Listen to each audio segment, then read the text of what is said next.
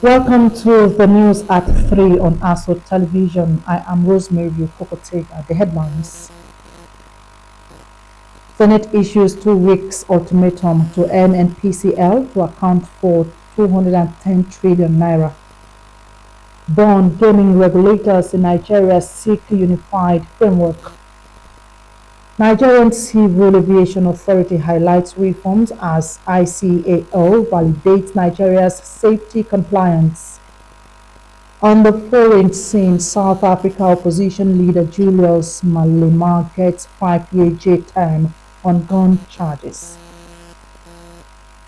The Senate, through its Committee on Public Accounts, has set April 29, 2026 as deadline for appearance of the management of the Nigerian National Petroleum Company Limited (NNPCL) before it to account for the 210 trillion naira as contained in audit reports of 2017 to 2023.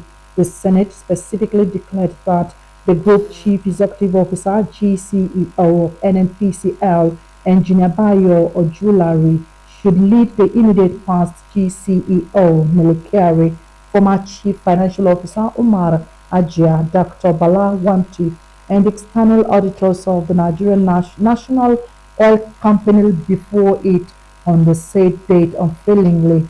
Resolutions of the committee followed a motion moved to that effect by Senator Sita Izunaso and seconded by Senator Adams Oshomole. Chairman of the committee, Senator Aliyu Wadada, emphasized that the unaccounted 210 trillion naira by NNPCL as contained in the audit reports of 2017 to 2023 must be accounted for by management of the agency, particularly the immediate past management led by Melekari.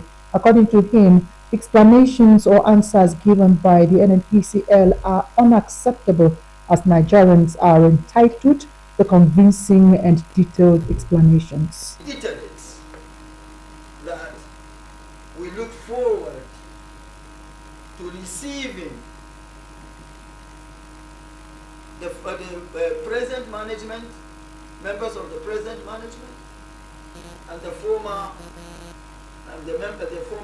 management members of the NNPCL, and then their external auditors, because this document was all were produced by the external auditors of NNPCL. Prior to the resolution, a member of the committee, Senator Abdul Mingi, called for revocation of powers of the National Assembly to compel the appearance of NNPCL management, having failed repeatedly to appear before it. The reason why democracy is a democracy is, of course, the existence of the legislature. A lot of people felt, and unfortunately in this Senate, people don't get to attend because of members of the National Assembly for whatever reason. We are feeling so helpless in asking people to appear before this committee, and for a long time, this far, the National Assembly has not taken a big feat, Mr. Chairman, in making sure that it imposes its legislative powers under this. With just weeks before the June deadline tied to President Bola Ahmed Tinubu's third anniversary, the Minister of the Federal Capital Territory, Barrister Ezenwonyi Wike, is drawing a hardline on project delivery, warning contractors that timelines are no longer flexible and delays will not be tolerated. Speaking during an inspection of ongoing projects across Abuja, the minister expressed frustration over shifting completion dates on a key road project in Wuse, insisting that agreements must be honored without excuses. You are aware that we are also going to update the satellite water that has been carried out by CGC, that has to do with the Buhari, Kauru, or also areas. So that is the satellite water project. By the grace of God, we are going to celebrate it in the third year anniversary of Mr. President. In terms of education, in fact, the mandate secretary of Education sent me a text and said, sir, whatever it takes, that we should at least include some of the schools for the renovation.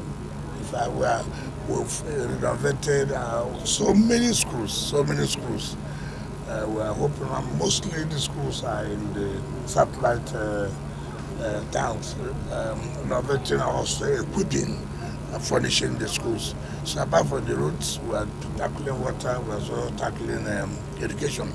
We have awarded recently contracts for the rehabilitation of most of the health facilities. So we are not just concentrating on roads. Just I was informed the former GM has just retired and has handed over to the most senior. And when I had that information, I had to find out what happened. And I was told that they damaged one of the very big pipes for the water project.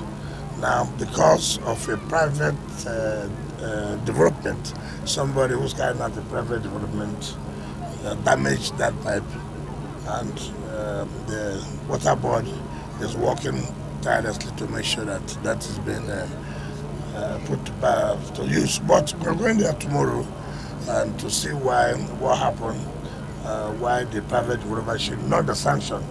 If it means that to shut down the project, I will shut it down. I mean, because you cannot suffer the public and you are freely going about to develop your own property. So be assured that we are going to take action, but this is the position. But the GM, the board is working seriously to rectify it. So I appeal to members of the public to please be patient with us. It is not for our own fault. It is the fault of a private developer, but we have no excuse not to put it back. So that's what we're doing now. The Federal Capital Territory Administration, the FCTA, has reaffirmed commitment to youth empowerment and national integration through arts and culture. This came at the launch of the 2026 quarterly drama series and NYC Arts and Culture exhibition in Abuja. Our correspondent Usman Katun Umar reports. The Minister of State for the FCT, Dr. Maria Mahmood, says creative platforms such as drama and cultural exhibitions remain vital tools for harnessing the potential of young people and promoting national unity. Speaking at the event, the minister, represented by one of our advisors, Helene Zamani, described the initiative as a celebration of talents and contributions of National Youth Service Corps members, noting that their participation goes beyond entertainment to shaping societal values and strengthening national identity. It is with great pleasure that I join you today at this remarkable gathering, marking the premier edition of the 2026 quarterly drama series, an initiative that celebrates creativity, culture, and immense talent of our young people under the National Youth Service Corps. This event is not only a showcase of artist excellence, but also a reflection of our collective commitment to promoting cultural heritage. Dr. Mahmood encouraged corps members to continue using their creative abilities to tell compelling stories that foster dialogue, unity, and progress across diverse communities. She also commended the FCT Social Development Secretariat for sustaining programs that align with government's vision of youth-driven development. Earlier, the mandate secretary of the Secretariat, Mr. Ibrahim Aminu, described the drama presentation as a reflection of social realities and a tool for inspiring positive change. He added that the accompanying arts and crafts exhibition highlights the creativity and economic potential of corps members. The event featured a stage play titled Kalangu, which emphasizes effective communication within families and organizations, alongside exhibitions showcasing Nigeria's rich cultural heritage. The FCT administration reiterated its commitment to supporting initiatives that engage young people constructively while promoting unity and cultural expression.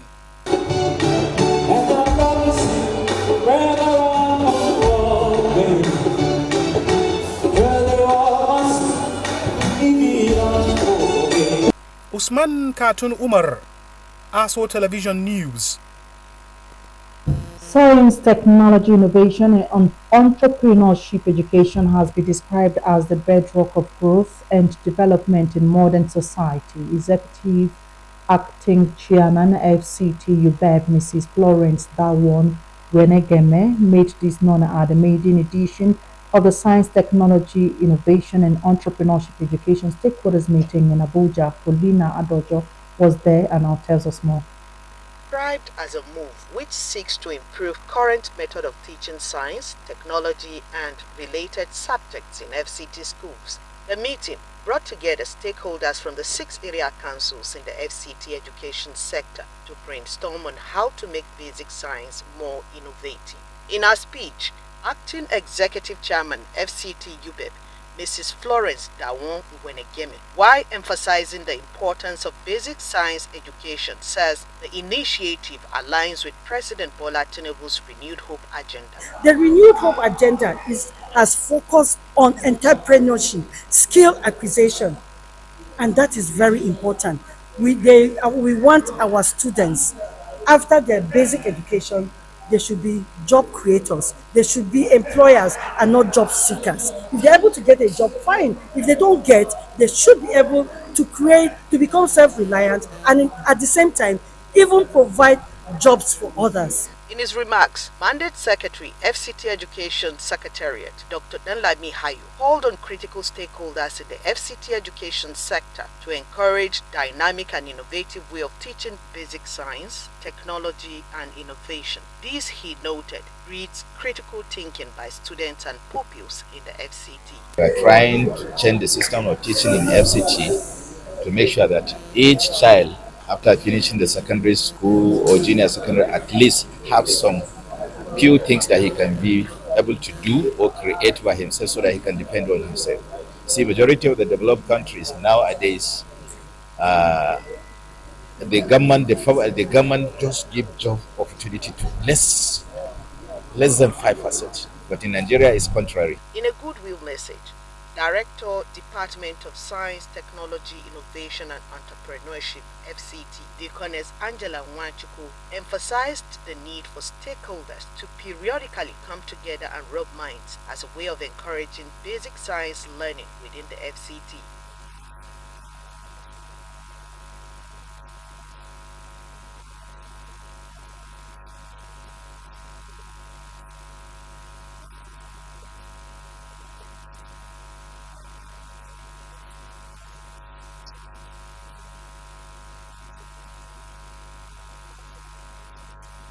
The event, according to stakeholders, marks a significant milestone in developing a sustainable blueprint for teaching and learning of science education, technology, and entrepreneurship education at the basic levels in the FCT.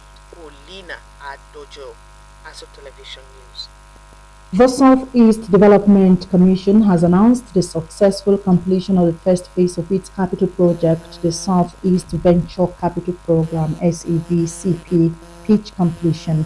A statement by the Executive Director, Finance Chairman of the program, Mr. Stanley Ohajuruka, said following a rigorous and structured evaluation process, 210 startups have now advanced to the next stage from a pool of over 1,200 applications received across Southeast Nigeria, including 128 startups in the incubator track and 82 startups in the accelerator track.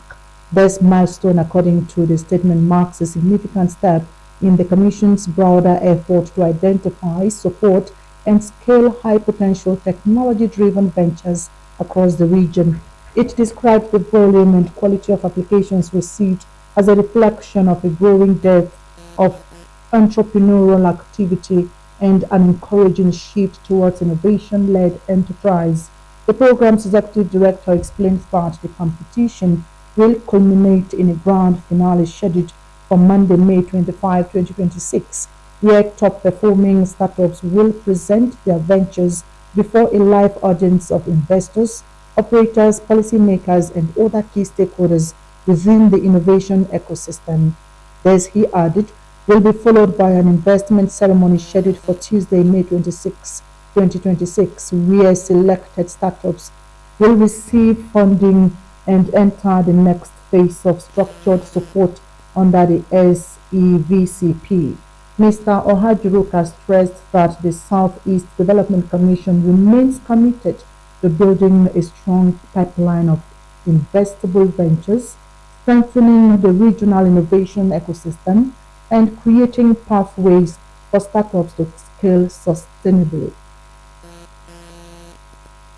The chairman and the 2023 presidential candidate for Action Democratic Party ADP, Mr. Yagbagi Yusuf Sani, has said there is no zoning system for the party in the forthcoming elections. Mr. Yusuf stated this during its INEC meeting. During its NEC meeting in Abuja, Topsy Gimba has the story. Engineer Yagbagi Yusuf said ADP is a credible political party set to form the next government, adding that the party has national spread. He said ADP is not zoning its elected positions, that candidates will emerge based on individual credibility to lead. The chairman of the party said Nigeria should by now have grown primordial sentiments, where religion, ethnicity, and regional considerations are the principles of determining who gets what. So ADP, today, we do not have zoning in our constitution. So we are a forward-looking party. We believe Nigeria should, by now, really, we should have passed these primordial sentiments that have held us back for too long. Issues of religion, regionalism, ethnicity, and what have you, should be behind us, by now. We shouldn't be judging people by the kind of clothes you wear, or the language you speak, or the faith you practice. I think what matters really is, can the person deliver? On the issue of INEC becoming partisan, Engineer Yagbagi Yusuf Sani said all the institutions are corrupt, and not just INEC. He said he was waiting for such a time where government institutions would function without any undue interference. The system that we have given ourselves is what is producing the kind of policies and actions that you see from INEC and any other organization that is controlled by the government. That we have to look into our laws and make sure that one human being does not control the entire country, and this human being has interest. The person contesting elections is the one who has power over all institutions that are going to give you the election. The NEC meeting was supervised by the INEC officials, led by the Deputy Director of Political Parties Team Monitoring, Alhaji Mansour Hassan. Topsy Gimba, reporting for Aso Television News. You're watching the news at 3 on Aso Television. We are live on DSTV 392, StarTimes TV 127, Free TV 507 on the UHF band, channel 38. We are live on YouTube and other social media handles. Coming on after the break, Board of Gaming Regulators in Nigeria seek unified framework. Join us again after this time.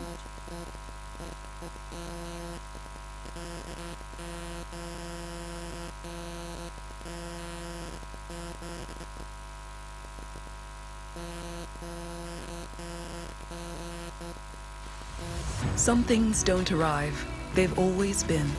Not for a day, for all of time. Until quietly something shifts. Moving from someday to now. Women are not honored in time, they are woven through it, shaping every story, every voice, every breath. We are because she is, and because tomorrow they will be.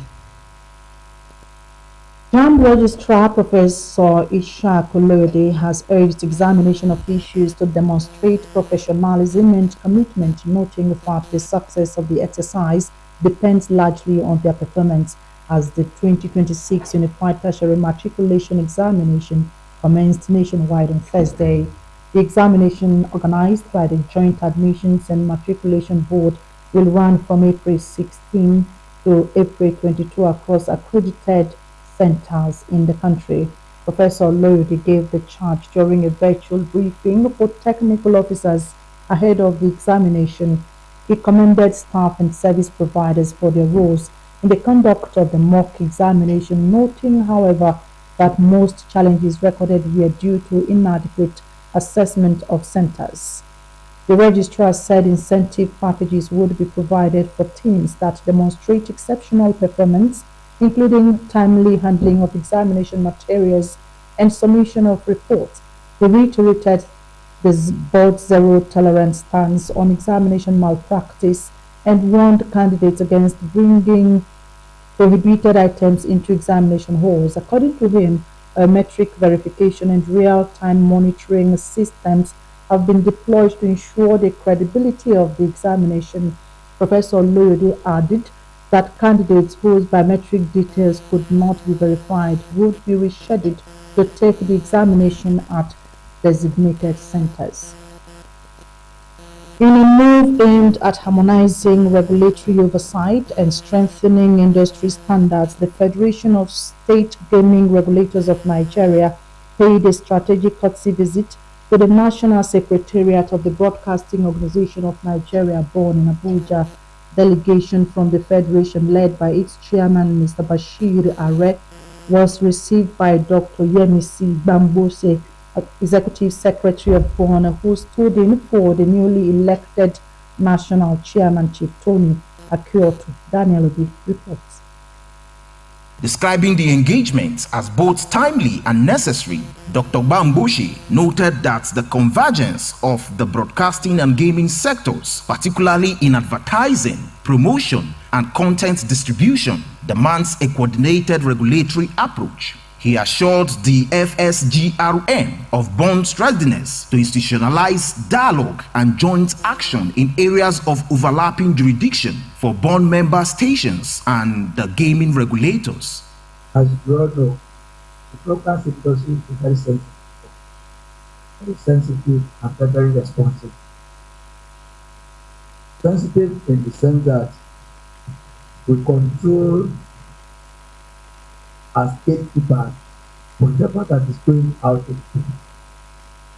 We will not want any information that will be harmful to society. At times when you see station rejecting some of the adverts brought by some organizations because broadcast station is so sensitive, even more sensitive than the print media. On his part, Dr. Bashir Are commended BON for its gatekeeping role in Nigeria's media landscape, stressing that the gaming industry cannot thrive without responsible broadcast partnership. He stressed on the always evolving landscape of the gaming industry, stating that while keeping up with international best practices, it is also conscious of the various tribal and religious sensitivity to the gaming business. The FSGRN is also working towards standardizing monitoring and enforcement in line with global best standards. The Federation is very conscious of the huge benefit derivable from inter and intra-agency collaboration, especially with agencies that have the tendency to enhance our regulatory mandate. The visit ended on a cordial note, with both sides promising to leverage on the partnership to build up profitable business endeavors in the future. Daniel Obi, Aso Television News. Nigeria's aviation safety oversight system is undergoing a fresh international review as the International Civil Aviation Organization validation team begins its mission in the country. The coordinated validation mission is assessing Nigeria's compliance with global safety standards and the effectiveness of corrective actions taken after the 2023 audit, where the country recorded a 70.12% safety score. Welcoming the delegation, Director General, Nigeria Civil Aviation Authority, Captain Chris Najumo, said Nigeria has made significant progress by addressing identified gaps through targeted reforms and improved oversight systems. He highlighted key measures including the deployment of digital safety and licensing platforms, enhanced safety data management system, and the training of over 100 aviation inspectors in international institutions. Nigeria has also strengthened regional cooperation, signed agreements to improve air traffic management across borders, and ensured all international airports meet global certification standards. The NCAA says its focus is not just to improve its international rating, but to build a resilient safety system that ensures continuous improvement in aviation safety. The ICAO team will evaluate Nigeria's performance across 8 critical elements, including legislation, personnel certification, surveillance, and resolution of safety concerns. Nigeria has received its civil aviation master plan from the International Civil Aviation Organization at the Global Aviation Symposium in Marrakech. The Minister of Aviation and Aerospace Development, Festus Keyamo, accepted the document during the opening section of the ICAO Global Implementation Support Symposium. The 20-year plan spanning 2025 to 2045 outlines a comprehensive roadmap to transform Nigeria's aviation sector through infrastructure upgrades, advanced technology, and workforce development. Speaking at the ministerial roundtable, the minister highlighted efforts to address skills gaps in the aviation industry.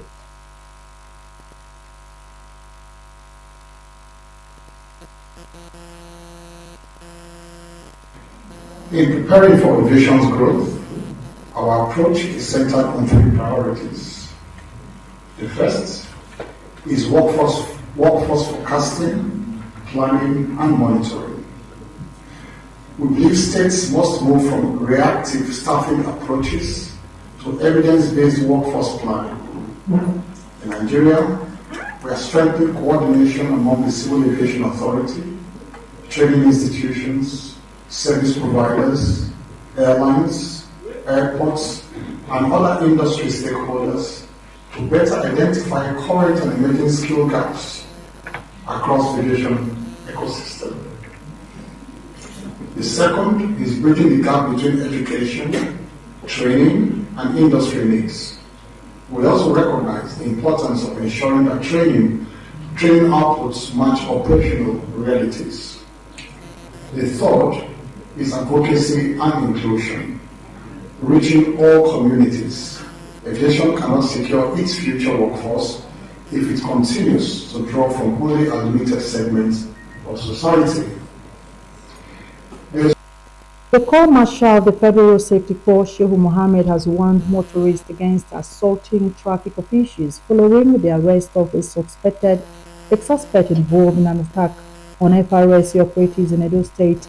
The incident occurred on April 11 when a driver stopped for a seat belt violation, fled the scene, and later mobilized a group of tricycle operators who assaulted the patrol team. One officer was injured after being pushed into a gutter, while the team leader was also attacked.